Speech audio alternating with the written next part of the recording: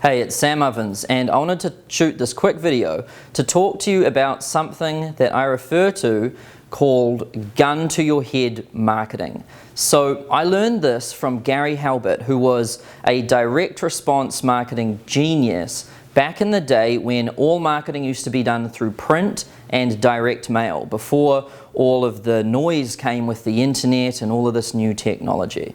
So Gary had an amazing story. He was starting out in the direct mail business, trying to sell things with, direct mail, and he didn't have any success at all until he literally had no other choice. So he talked about the story when he was living in a house which he was about to lose, and there was no running water or no electricity in the house, and his wife said to him, "Gary, if you can't make this work like in the next week, then you're going to have to go and get a job."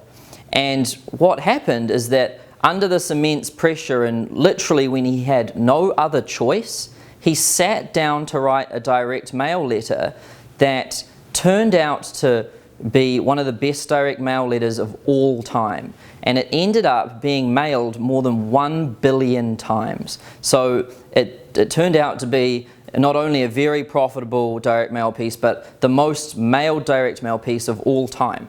So what does this mean? Well, Gary refers to this as gun to your head marketing. So Gary couldn't make it work until he literally sat down like there was a gun to his head. He had 7 days to write a direct mail letter that was going to work and save his business and save, his lifestyle, or that was it. And what Gary did for the rest of his career and the rest of his life is every time he sat down to write a piece of marketing or do an advertisement or anything, he would think, what if I had a gun to my head and this just had to work? It absolutely, positively had to work, otherwise I'd get my head blown off. And that turned out to be one of the secrets to Gary Halbert's, very successful career in direct response marketing and direct mail marketing. So what does this mean for you and me? Well, us humans, we do our best work when we're under insane pressure and we have literally no other way than to make it work. So I'll tell you a quick story, a personal story about me. So back when I was starting out as an entrepreneur, I was finishing a college degree in business, and I was also working a job, which was kind of an intern/job role, and I was also trying to start my first business. So I was kind of fence-sitting between these three things. And I couldn't do really any one of them well, and my business certainly wasn't doing well. And I got to a point where I was like, I'm going to have to make a decision.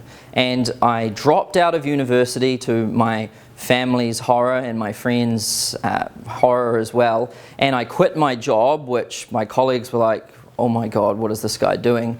And I moved out of the house I was living in with friends to save money, and I moved back home with my parents. And they had since downsized their house since I moved out. So there wasn't another bedroom for me, so I had to move into the garage.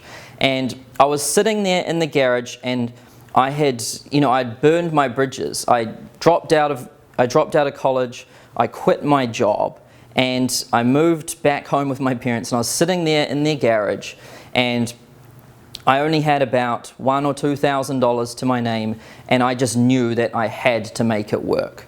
It absolutely, positively had to work. And what happened is that's when my business started to pick up, and that's when I first started to get my first few customers and my first few sales and things like that. So that was a gun to your head situation, not literally, but in the sense that you and I can get. When I was forced to make it work, I made it work.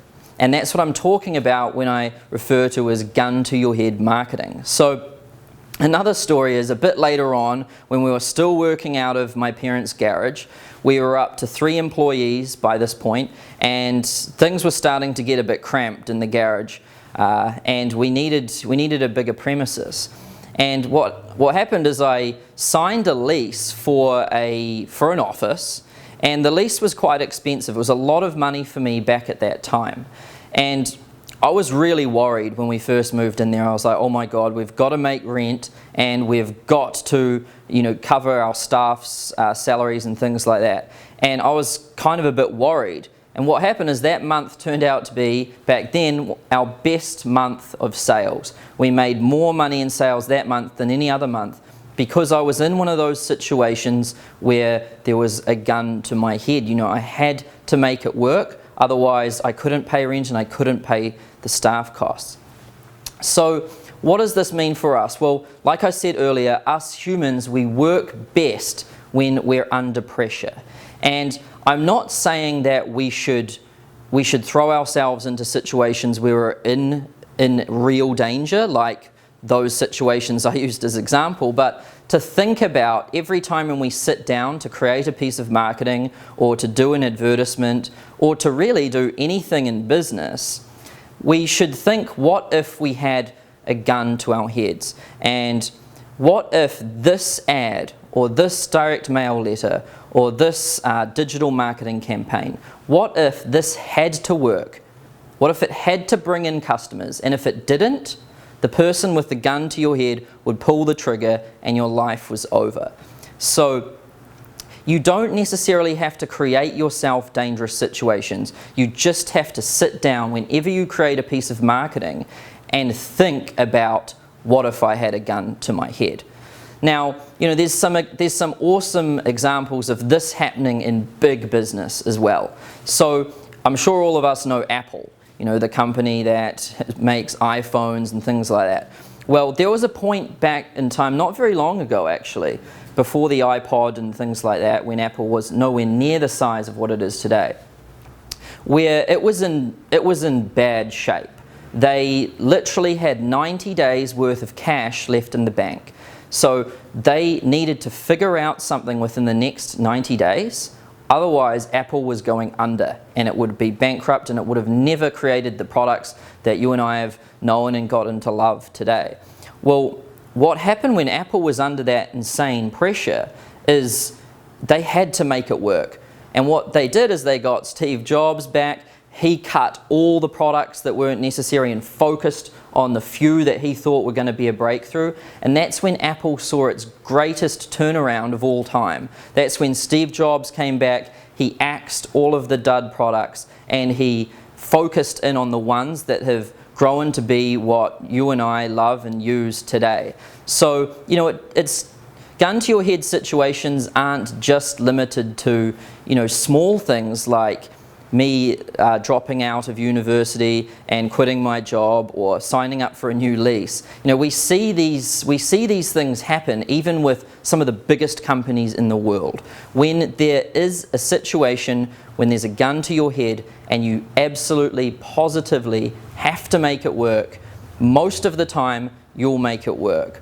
So what I want to challenge you guys to do this week is to look at the marketing that your business is doing right now.